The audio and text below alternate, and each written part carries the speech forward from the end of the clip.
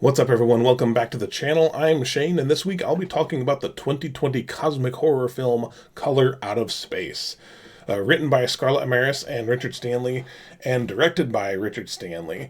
Got a pretty decent cast on this one, including Nicolas Cage, Jolie Richardson, Madeline Arthur, Tommy Chong, right? In a very Tommy Chong role. And if you've seen him in anything, you know what that means. This is an adaptation of the H.P. Lovecraft film, H.P. Lovecraft story, The Color Out of Space. And that's almost 100 years old at this point. If you're familiar with the story at all, then this adaptation brings the setting from late 1800s to modern day. And whereas the story was told from the perspective of like a third party observer of the family that is the center of the story, and focus a lot on the scientists involved, this film actually takes place from the perspective mostly of the family in question. And if you're not familiar with the story at all, this basically tells the story of the Gardner family. They are farmers, basically, except for they, not in the typical sense you would think. They farm a few crops, but it's mostly, in the case of this film, it's mostly alpacas, right? I don't know why. And I don't remember what the animals were in the original story. It's been a while since I read it, but it basically tells the story of this family who farms, but like sort of also in the woods. And one night they are awakened, what the word is there, by a crash and just a fantastical series of colors, right? And it turns out a meteorite has crashed onto their property. And when they go check it out, there's immediately something off about this. For one, it is exuding these brilliant colors and apparently an awful smell. And almost immediately, the family kind of starts feeling, they start feeling the effects of this thing. Like there's something going on with it, right? Early on in the film, when the film pretty much first starts, one of the kids, the girl, who's, let me see here, Lavinia, she is Wiccan, and she is trying to basically cast this spell to heal her mother. We basically learn that her mother has cancer. And she almost immediately starts feeling some sort of weird, like, dizziness or displacement from this thing, right? But not much else happens. They get some authorities out to look at this thing. And there's also a hydrologist and land surveyor that is, he's basically, I think he's a surveyor for a development company that wants to build a dam near the area, right? So he's basically checking the water table and, seeing what the water is like there. But as the movie goes on, this, first of all, this meteorite sinks into the ground, and strange things begin to happen. You start noticing small changes. There are flowers sprouting up everywhere. Colorful flowers, right?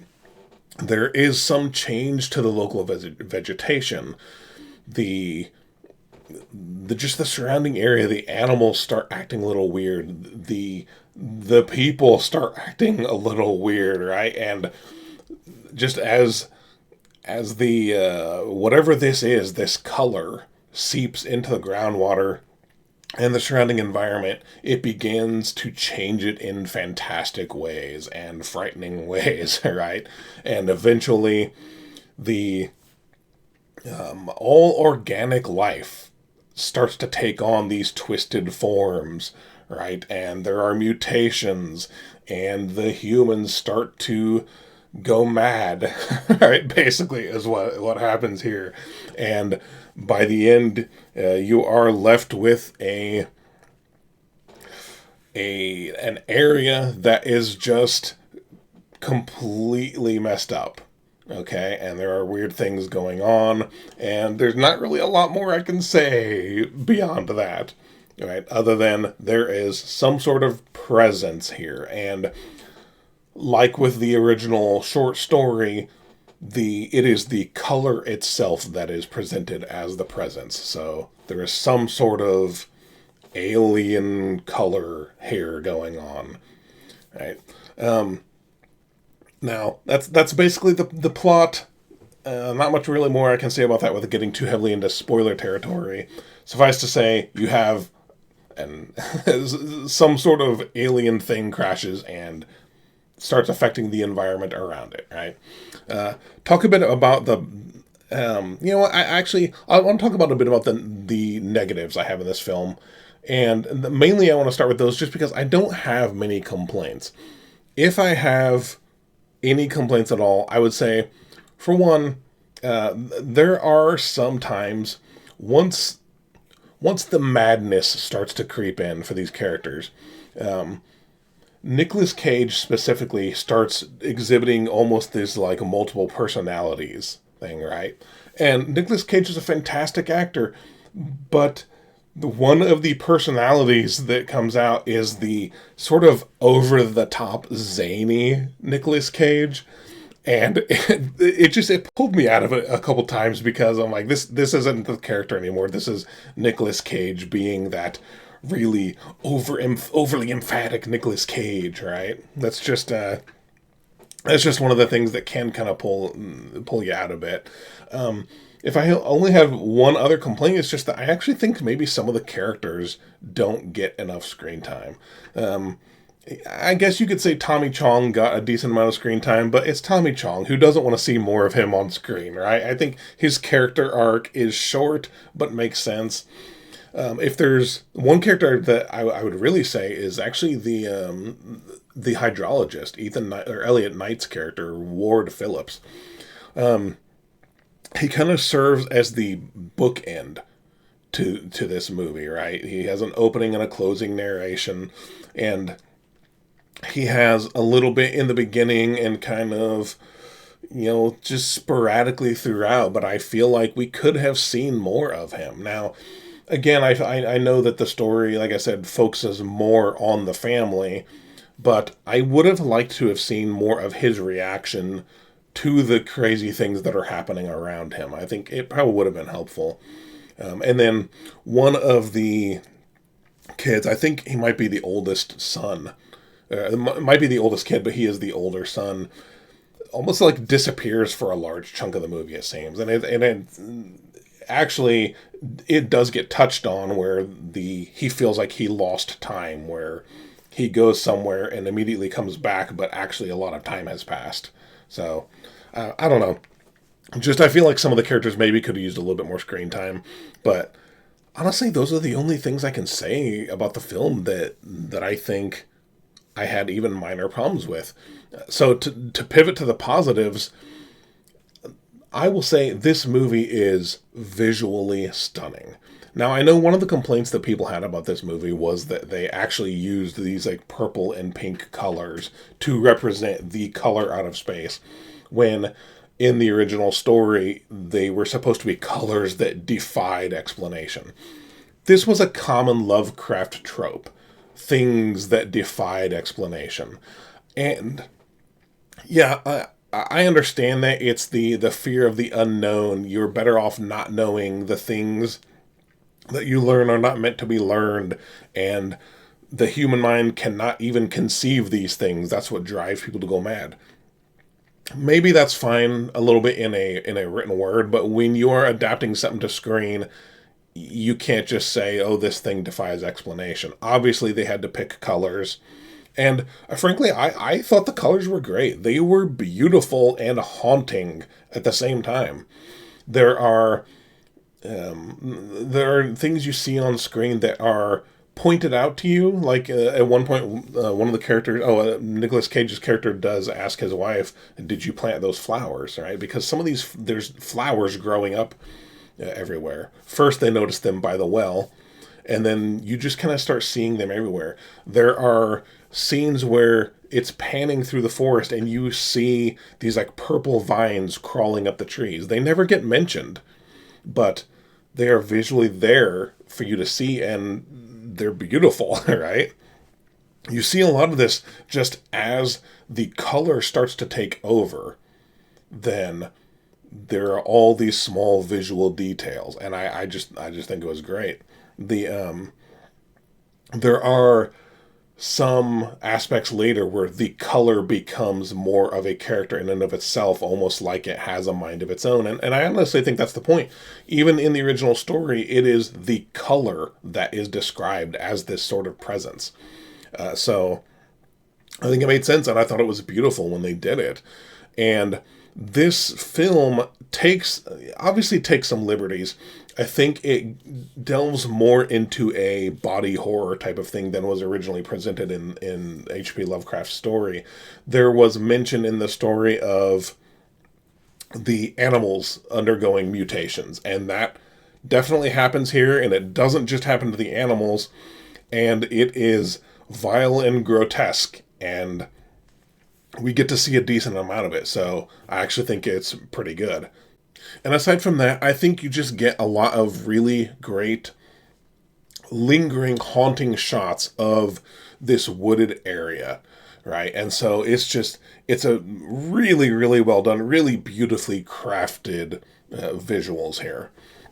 And another thing that struck me was the sound design here, particularly the soundtrack. When this movie starts, the film feels almost fantastical, and the music for the film feels fantastical and whimsical, right? It's light, and I remember, like, even the opening shots, it almost seems out of place, but not necessarily. It really works, and it makes it feel so lighthearted and fun.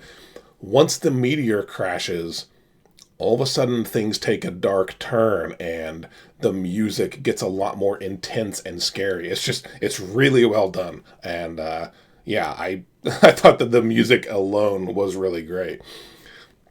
And then another thing I really like the changes that this adaptation made. I think they made sense. Like I said, the original story takes place in the late 1800s, and while I can appreciate a period piece, I also like seeing the cosmic horror elements of Lovecraft's stories being brought into more modern times to kind of see how we, in an age of computers and cell phones, how we might react to things like the Gardner family sees in this film. So I actually really appreciated the more modern setting, and I appreciated the more overt depiction and explanation of things. And again, this goes back to one of Lovecraft's favorite things, was to just kind of talk about how otherworldly and beyond human understanding or explanation something was. And again, to an extent, that's fine, but in a visual medium like this, I did appreciate the more explanatory visuals, and you see things happen, and you get a more grotesque look at what is going on with these mutations and deformations of animals and people. So yeah, I just thought that those modern changes that Richard Stanley made were really great. I accept and appreciate them, and I think overall this was a really fantastic film for me. I know that some people haven't appreciated the adaptation, and I get it, and that's fine. But for me, as a lover of Lovecraft and as a lover of this story in particular, I love the changes that were made, and I really do like that the focus was shifted from the scientists to the family, right? And instead of being told what happened to this family from a third-party observer, we're actually getting to see what happens to this family. The family is the central focus. So I think that was a smart move. It allows us to be more ingrained in the action instead of just watching a bunch of scientists, working with beakers, right? So I think that was a good move on this part. And yeah, this is a film. I don't know why I didn't watch it sooner. Obviously, as soon as it was announced, I wanted to watch this, and now look, 5 years have gone by, and I just now got around to it. I regret that, because this was a great film, and I mean, I don't know. Sometimes we encounter these things where we're like, oh, we should go back and watch it for the first time. That would be awesome. Well, this for me, I did get to watch this for the first time this week. So yeah, it's 5 years old at this point, but Color Out of Space is easily one of the best cosmic horror films I have seen. I loved it. This is right up my alley. I think it's a shame that we're probably not going to see any more of this. There was a point where this was planned to be part of a trilogy, but some things happened with the director, I guess, accusations. So I guess take that what you will. If it's the sort of thing you want to do some research for and decide whether or not you even want to watch this, there's that information for you. That said, I hope that this is, and I understand if he's not involved again in the future, but I hope that this is a blueprint for future adaptations of Lovecraft's works, and people take this concept and run with it. I know there are many adaptations or that have been pitched out there, and for me, this is the blueprint that I want them to use. Take this Lovecraft story, modernize it, give us those visuals. It's totally fine to leave plenty to the imagination, to leave things that are better left unknown, right? As Lovecraft, so often like to say. Totally fine to do that, but I really appreciated how much we did get to see.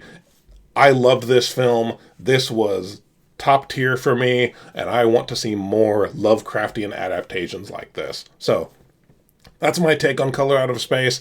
I'd love to know what you think, though, so drop down there in the comments and leave me your thoughts. Did you like Color Out of Space? If you haven't seen it and you love Lovecraftian horror, I highly recommend it. So anyway, that's my thoughts. I hope you liked the video. If you did, drop down there and leave us a like. Helps out a great deal, and we really appreciate it. And, of course, we will be back for more in the future. So, thanks for watching. I'll see you next time.